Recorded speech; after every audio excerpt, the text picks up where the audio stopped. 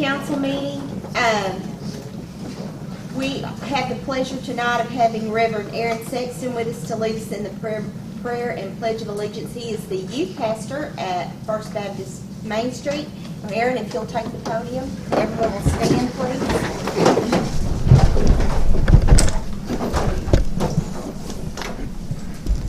Heavenly Father, we thank you for this day. We thank you for these men and women, Father, that you've allowed to be in the positions that they're in, Father, to govern this city. We just ask that you give them, Father, the guidance and the wisdom they need to make the best decisions for the people and for you, God. For our good and for your glory, God. We love you and we thank you for all that you've blessed us with. We just ask that your will be done in all things, Lord. We love you and we thank you. We ask this in your name. Amen. Amen.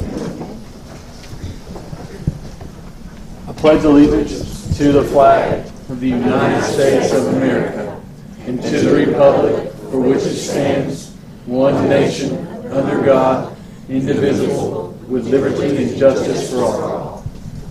You may be seated. Thank you. Just as a side note, Aaron's kind of my adopted son. Kind of.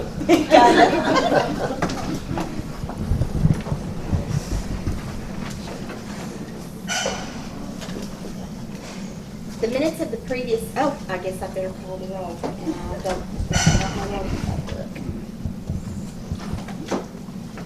Fraction. Here. Wilson. Here. Gladwell. Here. Reynolds. Here. Lucinger. Here. Albert. Here. Stiles. Here. Cross. Here. The minutes of the previous meeting were received in your packet. Are there any questions or corrections to the minutes? Do I have a motion and second to adopt the minutes as written?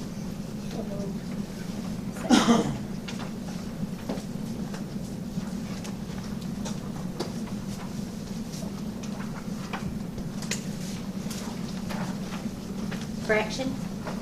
Yes. Wilson? Yes. Gladwell? Yes. Reynolds? Yes. Lucinger? Yes. Albert? Yes. Stiles? Yes. Cross. Yes. If I come across them a little bit wingy today, they locked the door on me this afternoon and left me locked upstairs. I was all by myself in the building, I guess, and the alarm went off, and the alarm company called, and I didn't know the code word. It was just not good. And then I get here tonight, and the door's locked. So it's just kind of been one of those kind of days. Chief Tabor come out and arrest you. No, I shouldn't have said that with Donnie back there, I guess. Departmental reports were received in your packet. Are there any questions or corrections concerning departmental reports? I would duly note that the police department and their cleanup project did issue 2 citations last month. Commend Corporal Dixon and Officer Graves. And it was in important form.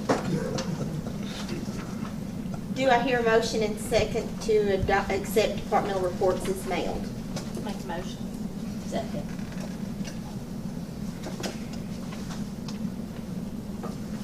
Fraction? Yes. Wilson? Yes. Gladwell? Yes. Reynolds? Yes. Lucinger? Yes. Albert? Yes. Stiles? Yes. Cross. Yes. Would someone like to introduce the ordinance increasing the amount for water deposits charged by the Malvern Water Works for its second reading by title only? I'll introduce it. An ordinance amending a portion of Section 1 of City of Malvern Ordinance Number 2011-02 to set the amount required for water deposits collected by the Malvern Water and Sewer Department. And we will hear the third reading on that ordinance at the August meeting. Do I have a motion and second to approve the bid submitted by Farber Equipment in the amount of $6,600 for the demolition of the structures at 921 Walco and 1225 Silver Springs Road? So moved. Is there any discussion? Fraction, Yes. Wilson, Yes. Glidewell, Yes. Reynolds, Yes. Lucinger, Yes. Albert, Yes. Styles, Yes. Cross. Yes. Motion carried.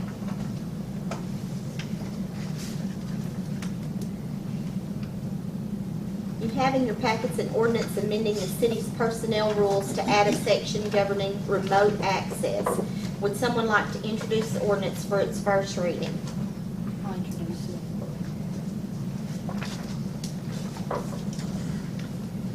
An ordinance amending the 2001 edition of the City of Malvern Personnel Rules and Regulations is adopted by City of Malvern Ordinance 01-21.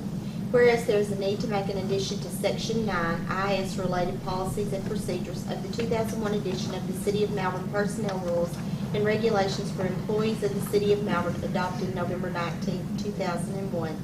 And now therefore be it ordained by the Malvern City Council, Section 1, that the attached section entitled Standard Statement of Remote Access, copy attached hereto consisting of pages 1 through 3, is adopted and incorporated into the 2001 edition of the City of Malvern Personnel Rules and Regulations as fully as if set forth in length herein and from passage of this ordinance shall be controlling within the area of jurisdiction of the city. Section 2, that the new section shall be added to Section 9, IS-related policies and procedures as pages 52A, 52B, and 52C, and that the table of contents of the 2001 edition shall be amended to show the addition of the new section. Section 3, that all ordinances and parts of ordinances in conflict herewith are hereby repealed. And we will have the second reading of that ordinance at the August meeting. And once again, that is something that we're already doing. It's just the auditor asked us to put it in Word form and add it to the policy of the city. One thing I would like to say about, I don't see anybody here from that department. John had a death close to him, so he's not. Well, if the council's in agreement, I think now that they've reached departmental status, that they should be submitting a monthly report. I'd like to see what they're doing, I'll make a note. unless somebody on the council objects.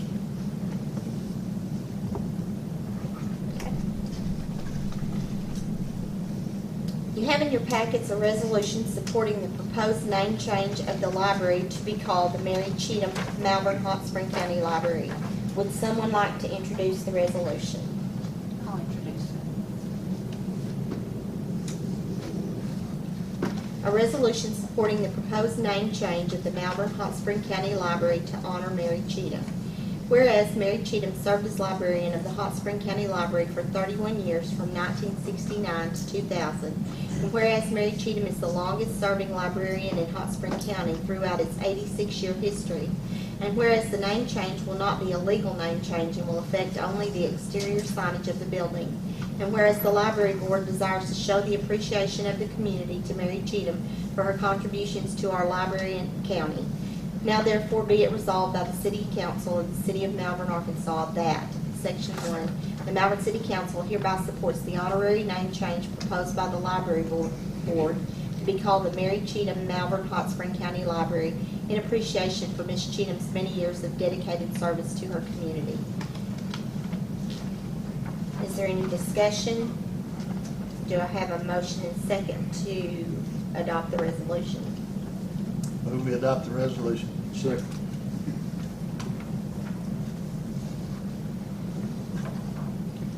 Fraction, Yes. Wilson, Yes. Glidewell, Yes. Reynolds, Yes. Lucinger, Yes. Albert, Yes. Styles, Yes. Cross. Yes.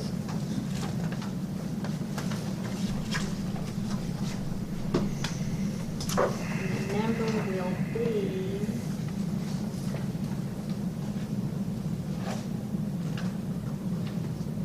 07-2014.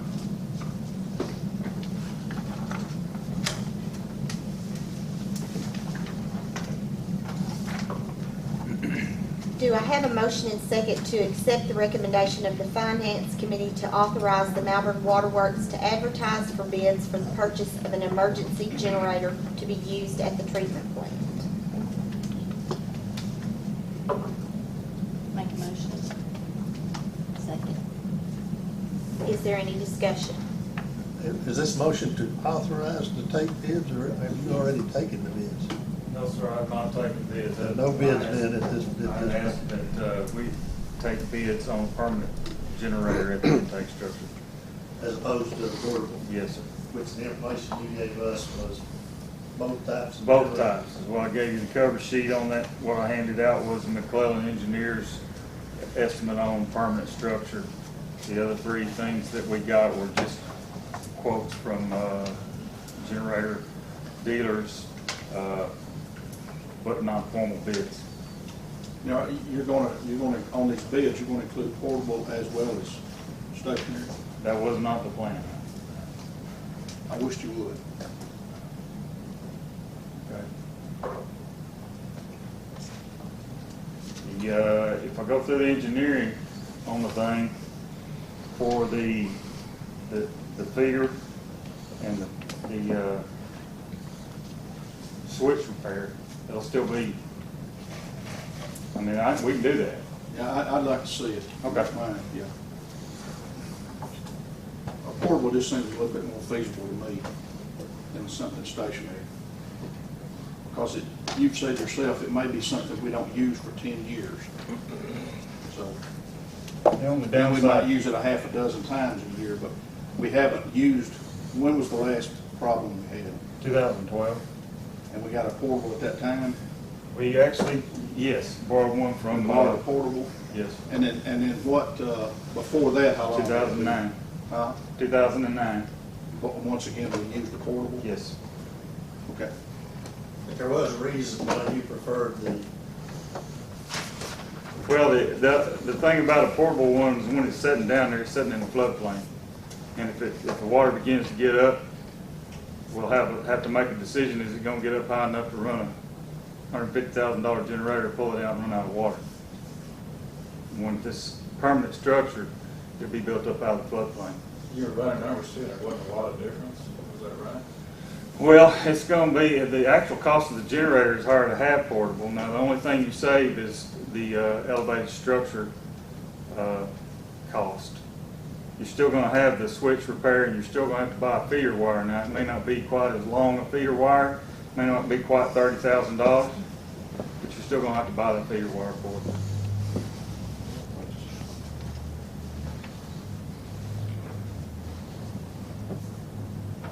We can bid both. I don't have a problem bidding both ways, and we can discuss it when they come in. Is there any more discussion? Fraction? David, you're gonna bid it both ways? Yes, if that's what the council wishes. Yeah. Yes. Wilson? yes. Gladwell? Yes. Reynolds? Yes. Lucinger? Yes. Hulbert? Yes. Stiles? Yes.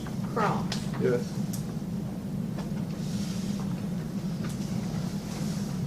I'm going to add that was portable and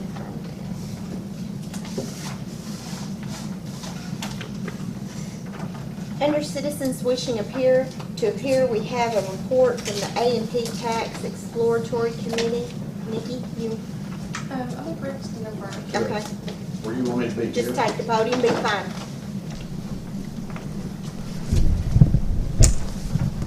Good, the timer's not working. What is the customary time? 5 minutes. 5 minutes,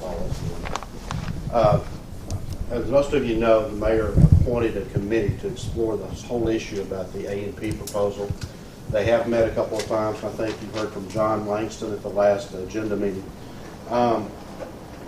Here's what I have learned. There's a consensus that we need additional amenities within the city for our kiddos, the families, and for our seniors. The problem is, there's also a consensus of no new taxes. So therein there is a rub. Before I kind of get into a little bit of what we could do, I want to say thank you for keeping our taxes low. A lot of people don't realize that according to taxrate.com, High Spring County has one of the lowest property tax rates in the nation. In fact, we're at about the lowest 20%. 80% of the nation has higher property tax, not sales tax, but property tax than what we do. And doing some research over the weekend, city Data.com, which is a well-known website that a lot of businesses use to compare cities one with another. And our cost of living right here is 81%. Well, what does that mean? When you take the lowest of the lowest poverty levels in the United States and the most affluent, and you wash it all out, they come up with the average number called 100%, and we're at 81. So we're 19% below the national average in living costs. That's really, really, really good. So how would we go about trying to look at possibly adding some new amenities and keeping the tax rate low? That's where the A&P can come in. It's already being used by approximately 45 to 50 cities within the state in various different forms. The A&P focuses, as you know, on lodging and for prepared food. We have a lot of people who pull off the interstate and stay within our hotels. I don't know how many of our citizens actually use the hotels. I'm sure we do occasionally. I do when I have too many family members come into town, but not very often. So most of those revenues would be collected from people just passing through town or in town for an event.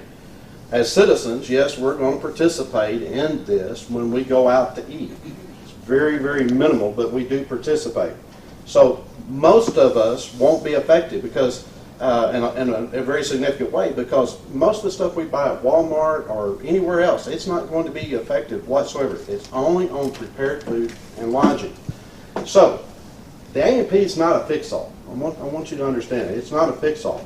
But the needs that we have within the committee, the A&P can at least be a step in the right direction for that, because A&P can't take care of all the needs. It won't do it. But it could be a step in the right direction. And it would be a minimum cost to our residents with a lot of people from out of town helping pull that load. So what we would like to do is we'd like to move forward with the opportunity to put together a plan of what that A&P tax would actually go for and how it would benefit for our citizens. And we've actually come up with the Economic Development Corporation and with the Chamber of Commerce a joint resolution showing that we're behind it all the way. So Nikki, if you'll come and let her read this joint resolution. Did you all get a copy? Larry, did I give you a copy? Okay. Did you get a copy, Luke? No, I didn't.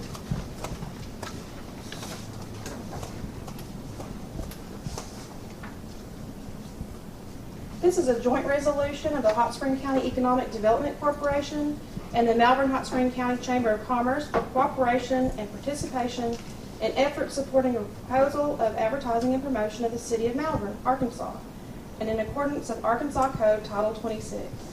Whereas the citizens of Malvern are vitally concerned with the promotion, creation, and retention of jobs, along with advertising and positively promoting the city of Malvern and its environs to increase occupancy, revenues, and visitation in Malvern hotels, restaurants, meeting facilities, attractions, and businesses, and to enhance the cultural, recreational, and economic environment of Malvern, and whereas, in the desire of both entities to work together, along with the city of Malvern, to enhance Malvern for economic development and prosperity. Now therefore be it resolved by the Hot Spring County Economic Development Corporation and the Malvern Hot Spring County Chamber of Commerce that each entity will cooperate and participate in efforts supporting a proposal for advertising and promotion of the city of Malvern, Arkansas, and in accordance of Arkansas Code Title 26. Does anyone have any questions? What's the next step? The next step is we have a meeting next Monday on the 21st with our committee, which David Cross and Wayne Reynolds and the mayor serves on, of course. And I believe our next step is to talk about a plan. And so this document is saying that we support the effort of an advertising and promotion tax. And our next step is to come up with a plan. Are you far along enough yet to know how much revenue this will generate? There's been a couple of different numbers that have come up. One number that came down from the state that we don't have it documented on documents, but was about $400,000 a year. Just putting a pencil to our hotel rooms, a 50% occupancy, their average rack rate, then looking at our sales tax revenue on dining out, I came up with about $375,000. So that's going to be the ballpark. The mayor said that when we get to that, when we move it forward, then the bond companies would actually work with the Department of Finance, and they can come up with a concrete number. They'll know exactly what it would be. But that would be our immediate target. That's based on 2%, 2%. That is correct. And there's lots of different ways that it can be done. It can be from as just above 0 all the way to 3%. It doesn't have to be uniform all the way across. It could be 3% on hotels and 2% on food. It could be 1% on food and 3% on hotel. It could be a number of combinations, which all obviously affects the revenue coming in. But at least that gives us original target numbers set to go forward. Because that's the reason I'm saying it's not a fix-all. Because when you look at large projects, that amount of money is not going to serve large bond issues, but it'll get us moving in the right direction.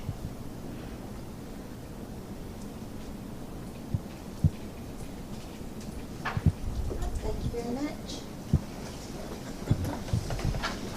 I also have Hunter Rendell from Malvern National to speak about the Downtown Revitalization Group. Appreciate the City Council allowing me to speak. I guess our group kind of grew out of a lot of the efforts that are being seen around town, kind of focused on downtown revitalization. For over a year, downtown merchants and business people and other interested individuals have been meeting at the Chamber of Commerce monthly in order to explore and discuss ways to improve Malvern's downtown. In a large part by chance, our group saw that the Arkansas Downtown Network was accepting applications, and we quickly applied, and Malvern was accepted in the Arkansas Downtown Network. The Downtown Network is a part of Main Street Arkansas, which is in turn a part of the Arkansas Historic Preservation Program. Like Main Street Arkansas, the Downtown Network focuses on a four-point approach to downtown revitalization, made up of organization, design, promotion, and economic restructuring. In addition to providing general consulting and training to the communities, they also offer technical assistance, design services, and small business consultation. In conjunction with being accepted in the program, we formed a nonprofit, the Malvern Downtown Development Corporation, which will facilitate that relationship with Main Street Arkansas and our local merchants. We've begun to do that, and in addition to those services that I've mentioned, we'll also look independently and in conjunction with other local groups ways to improve downtown. The initial focus will be organization and education. We're actually setting up a training day in late September, or late August, early September. We've also begun to coordinate or to work with the Arkansas Historic Preservation Program to initiate a process of listing some areas of downtown in the National Register. While it wouldn't affect the private ownership rights of the property owners, it would provide some potential tax incentives, state and federal, to spur revitalization. And we'll continue to explore other ways to do that from grants and initiatives. So the scope of our group's work contemplates and at some point will require the involvement and cooperation of the city government. So in addition to just announcing our formation, we want to invite the city council, either officially or independently, to have some representation on our board, of course subject to the approval of our board. And further, I believe our group's work and goals justify, at least at some point, the city's direct financial support of our efforts. If there are any questions, I'd be happy to answer them. What's the makeup of your board? It is, like I say, downtown merchants. So we have about 4 merchants on the board. Myself. It is a 501c3 or whatever. We're currently working towards 501c3 status. We are a state nonprofit, but of course, we just recently formed, and that process will take a while, probably 3 to 4 months at the soonest. How is this board selected? It really just kind of grew organically out of those initial meetings at the Chamber of Commerce, which were just made up from merchants, business people, and interested parties. The reason I ask is, did we not already have a downtown merchants group? We had a group, the committee that was under the chamber, and the chamber fostered that group, and it kind of evolved into this group. And so several people in this room are on the board. I'm on it, Linda Richardson's on it, Rachel Roberts is on it. Brenda, of course. Tyree. Y'all just stand up. I'm going for memory.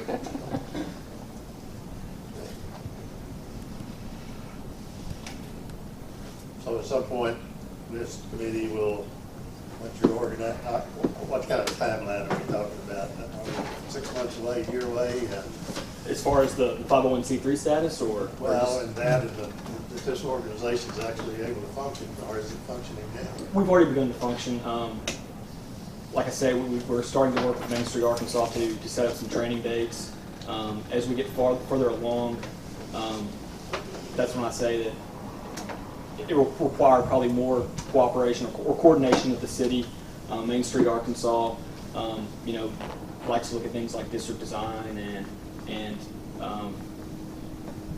different incentives and ways to spur downtown development that really will require the cooperation. And you already of the got city. the funding that you asked for?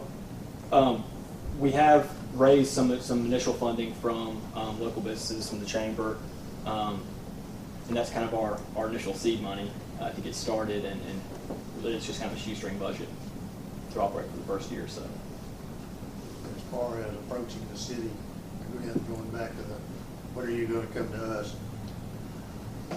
No, Really? really. But this way, when are you going to come and ask for something? Well, I thought I was asking at least subtly today, but at the very least, I do think that we would appreciate to have some official involvement of the city on our board to start. Not just come with a handout. We really want the involvement. This kind of organization, if you've seen it work in other towns, really does require a public-private partnership. And even though we have some representatives on the board who are officials in some capacity or potential officials, depending on how things go in November, we just want to make sure that from the start we have that involvement. Did you guys plan on applying for grants or anything of that nature?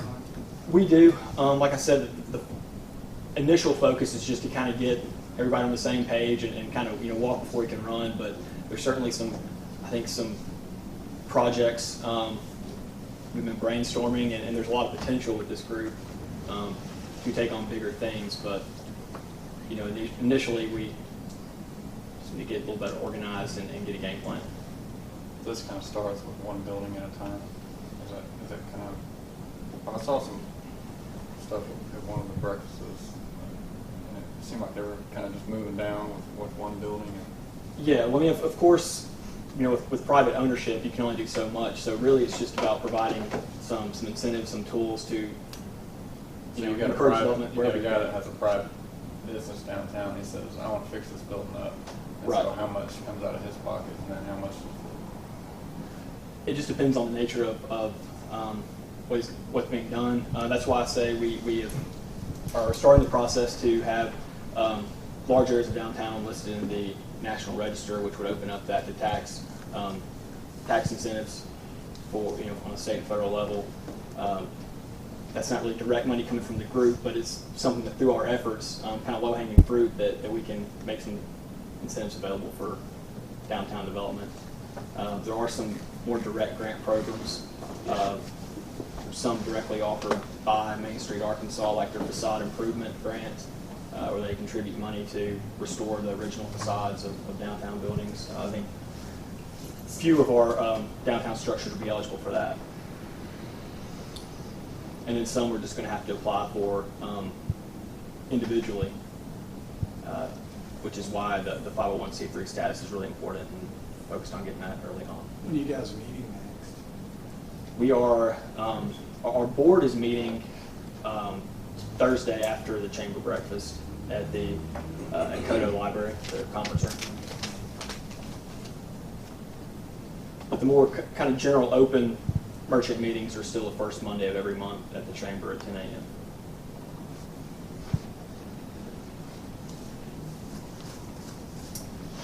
Other questions? Thank you. Thank you. That's all I have for you tonight. Is there anything else to come before the council?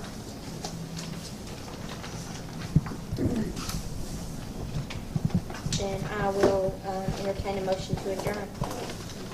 We presented a Yes, strategic ma'am. plan last week to the councilman and also to the mayor about our drainage and flood issues that we have in the Bryant Sedition Yes, community. And we didn't hear anything about that tonight. And we were asked to. When I spoke to the mayor last week about the agenda, he told me that, because I asked him, and he said that he and Glenn were going to study the plan, and I don't think he's made a report or anything, has he, Glenn? No, not yet. So my best advice would be to call his office and make an appointment with him. I will talk to Kaylin in the morning and tell her that you're waiting on some kind of answer from him. Yes, we are. Okay. Is there anything else? We have a motion and second to adjourn. Adjourn.